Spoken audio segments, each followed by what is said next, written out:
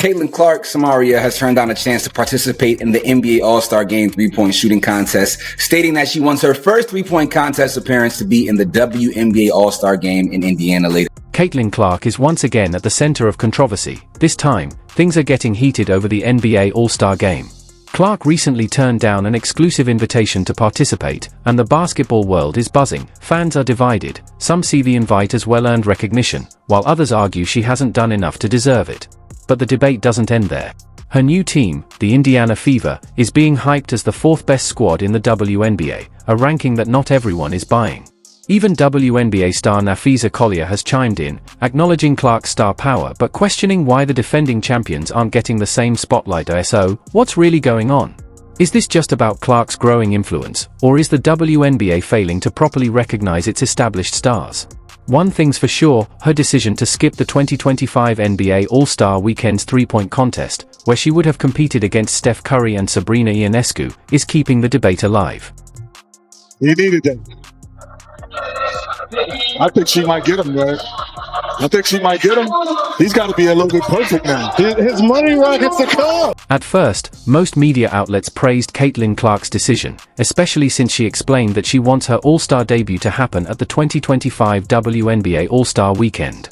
With the event set to take place on her home court, Clark sees it as a chance to boost the league's visibility and bring more attention to women's basketball. Our game in Indiana later this year. I think it's commendable. Honestly, because we already know that the NBA All-Star Game is going to get all of these eyes, all these people watching. If she's able to get Steph Curry or LaMelo Ball or any of these other guys that are really shooting right now at a high level to come and compete against her in the WNBA All-Star Game, it's going to be huge. It's going to be the biggest thing. That's all anybody's going to be talking about. So like I said, I think it's a great move for her because at the end of the day, what's important to her is... Who do you have winning the three-point shootout, Steph or Sabrina? Sabrina. Team Sabrina. I'm taking the underdog. Okay. Sabrina. Love that. Love that. I have to go with Steph. I think he'll get it. I think I said Sabrina earlier, so I'm gonna stay with Sabrina. As much as I love Sabrina, I gotta go with Steph. I gotta go with Steph. Steph. I go with Steph because I've seen Steph, you know what I mean? Go Steph. I probably have Steph, but I'm not gonna, doubt Sabrina. I don't care about him. But on February 13th, news broke that there will be no rematch of the highly anticipated three-point contest between Steph Curry and Sabrina Ionescu, the showdown that stole the spotlight at the 2024 NBA All-Star Weekend. Some fans suspect this decision was influenced by Clark's choice to opt out, adding even more fuel to the debate. It was just announced that the NBA WNBA shootout with Steph Curry and Sabrina Ionescu is off. NBA's Mike Bass said, "We weren't able to land on a plan we thought would raise the bar off of last season's special moment. We all agreed not to proceed, and we will keep the focus on All-Star Sunday's new format." When I first saw this, and this kind of plays into Unrivaled as well, if you guys remember when Sabrina Ionescu signed up for Unrivaled, she said that one of the biggest things and the qualities about Unrivaled that she really valued. However, not everyone supported Clark's decision. Some critics argued that her absence took away from the event, suggesting that it played a role in the rematch being cancelled. There's one person and one person only who has ruined NBA All-Star Weekend. Who that? And that's Caitlin Clark. Fox Sports broadcaster Rob Parker didn't hold back in criticizing Caitlin Clark's decision. On his show, The Odd Couple with Rob Parker and Kelvin Washington, he argued that skipping the event was a missed opportunity, not just for Clark, but for boosting TV ratings and delivering an exciting moment for fans. Parker also suggested that Clark owed the NBA a favor, given the league's long-standing support for the WNBA. He questioned how she could say no, claiming that the least she could have done was to be solid for her brothers in the NBA. Clark's representatives have not responded to Parker's remarks, but his comments have fueled a larger debate about the expectations placed on athletes and the pressure they face from the media and fans. As the NBA All-Star Weekend approaches, the controversy surrounding Clark's decision continues to spark discussion, adding to the ongoing conversation about balancing personal and professional commitments in sports. And that's not all, the buzz doesn't stop there. Despite the New York Liberty still celebrating their first ever WNBA championship, ESPN has already released its bold predictions for the 2025 season. All right, this was some diabolical work. Let me first say, that list content and ranking content is an easy way to get engagement. Obviously, it's a tried old trick and tactic, and there's nothing wrong with it, especially around, events, tentpoles. I mean, you could do it at any time, but it makes sense with March Madness going around that someone would rank the greatest women's college basketball players of all time. ESPN has wasted no time, releasing its way too early power rankings for the 2025 WNBA season. What's going on, my Fly Happy family? It's your boy Izzy. Welcome if you're new. ESPN just dropped who they think are going to be ranked where for this season coming up. And man, when I say this list is ridiculous, man, we're about to get all the way into it. The rankings put the newly crowned New York Liberty at the top of the list.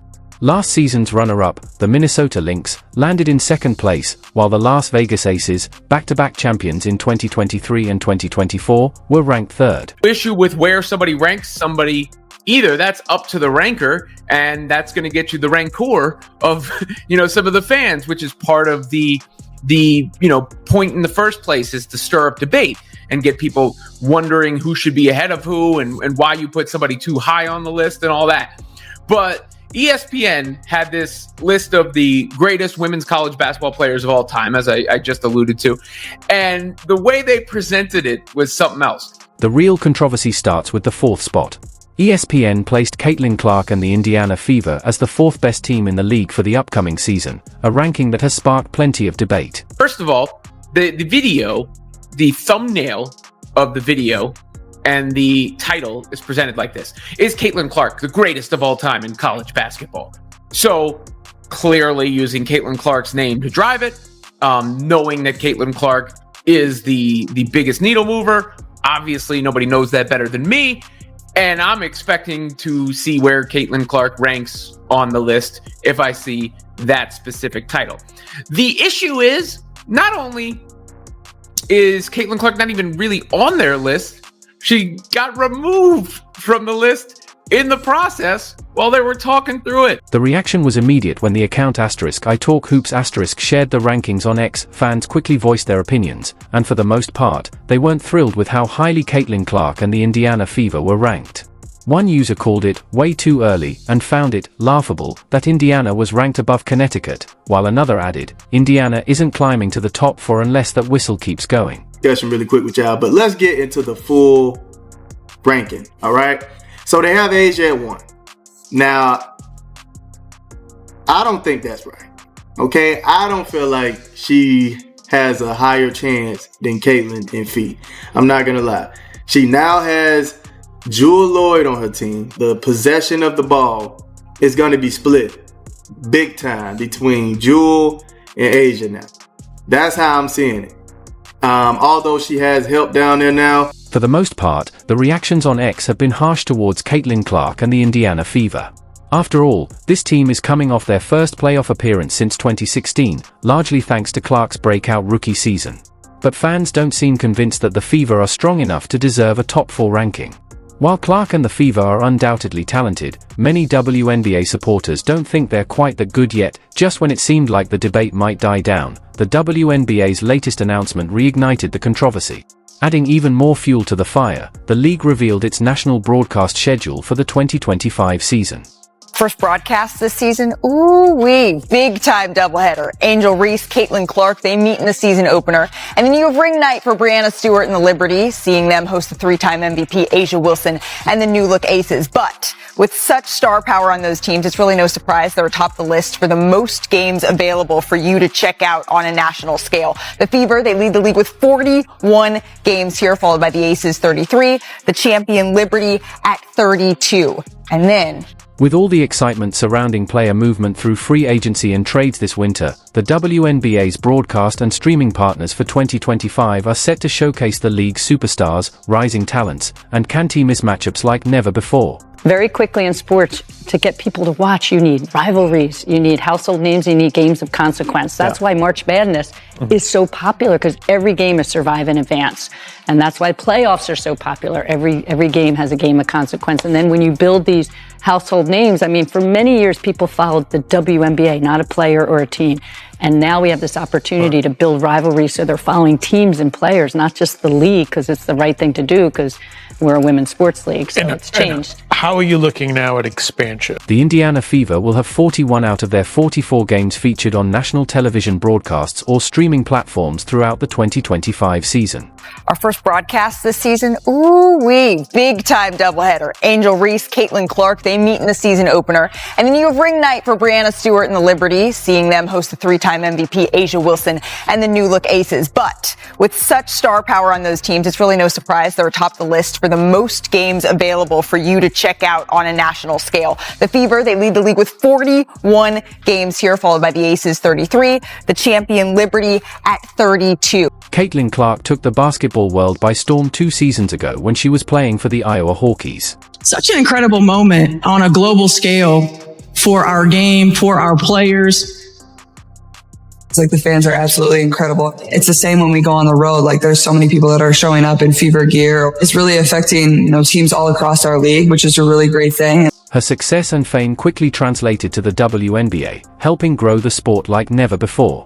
With Clark continuing to lead the way, the future of the league looks even brighter. Some fans traveling almost 9,000 miles to get here. The incoming fans, I value who they were and what they try to bring to our group and bring to the city of Indianapolis. They have sold out every game they played in this year except 3. Last season, the Indiana Fever had 36 of their 40 games broadcast on national television.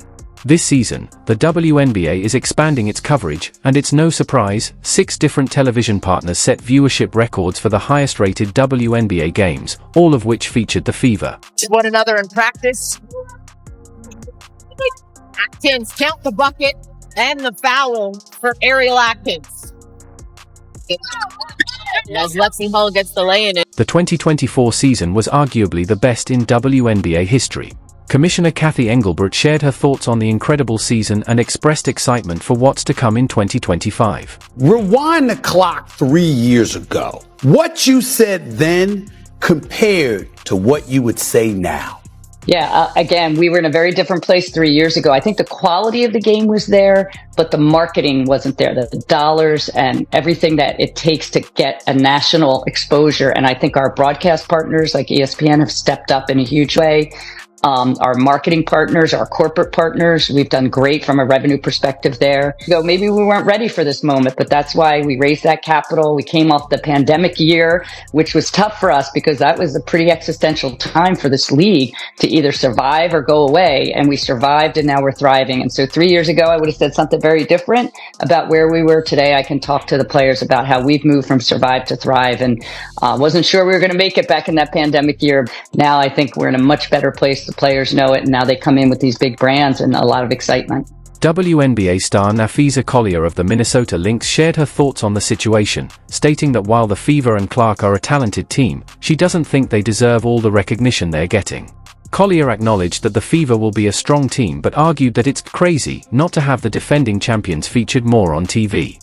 She added that there's no need to take games away from Indiana, but suggested that other teams should also have more games broadcasted to raise the overall level of coverage. Meanwhile, WNBA champion Natasha Cloud took aim at some of the sport's newer fans, who were critical of the fouls committed against Caitlin Clark last season. During an interview on the Pivot podcast with Ryan Clark, Cloud addressed the controversy that surrounded the illegal hits on Clark, which caused an uproar among her fans and sparked a major debate in the WNBA. Ryan Clark knows nothing about sports, but Ryan Clark is on ESPN, and it's all about race when he has nothing else to say or doesn't know anything about it. But he claims too many people who know nothing about the WNBA have felt compelled to talk about the controversy that started in a January 1st game. Chicago Sky guard Kennedy Carter shoved Indiana Fever star Caitlin Clark. How could you be an activist? How could you be a race baiter if you don't chime in on a African-American woman shoving a white woman? What's crazy is I feel like men are missing the boat. Natasha Cloud, who has experienced her own physical toll from the game, having lost a tooth from a hit earlier in her career, insisted that the outrage over the fouls committed against Caitlin Clark was rooted in racism. Cloud pointed out that the way some fans reacted was disproportionate, and she suggested that their defense of Clark had racial undertones. Notably, Cloud isn't the first WNBA player, or former player, to suggest that some of Clark's followers may be motivated by racism in their criticism. Probably follow the women. I've always supported women's basketball. There's a privilege for the younger white players in the league. Yeah, bite me. That's what the women are about. And I think it's more on the men's side. We're being divisive. So for me, it's about how do we watch this game, analyze this game to continue to evaluate this game. Hey, shut the hell up with that privilege. Let me tell you something. The privilege that freaking Caitlin Clark has is in your eye hole privilege. Meaning she shoots it and, as the great Scott Van Pelt says, sticks it right in their eye hole. Screw you. However, not all prominent women's basketball players share the same view of the controversial fans that Caitlin Clark has attracted. USC women's basketball star Juju Watkins, who has a chance to break Clark's NCAA scoring record, previously told Fox News Digital that she welcomes all the new fans Clark has brought to the sport. Watkins hopes that some of them will even end up supporting her as well. Now, there's a lot of players in the country playing Division I basketball. Nobody scored more points in one game this year than you. That's the most. That's crazy. Yeah. More to come for sure. Yeah, Caitlin Clark, who? No, don't do that. Okay. Don't do that. Much respect there. Juju Watkins isn't the only one recognizing Caitlin Clark's impact. Her influence goes far beyond the court. What truly sets Clark apart, though, is her relentless competitive spirit. This drive defines her game and even extends into her personal life, shaping everything she does both on and off the court. On the day my older brother learned to ride his bike with no training wheels, I did too, because I was so mad that he could do it, but I couldn't. There's the princess. Caitlin had a small pink bike, and we really hadn't taught her how to ride the bike, but we were teaching Blake. So I got out my pink bike and I'm like, Mom, take my training wheels off. Let's go. The pedal that's up. Put your other foot Katie, down. now that Blake's learned to ride, Katie's giving it a shot and she's doing quite well. If my brother can do this without training wheels, I can do this without training wheels.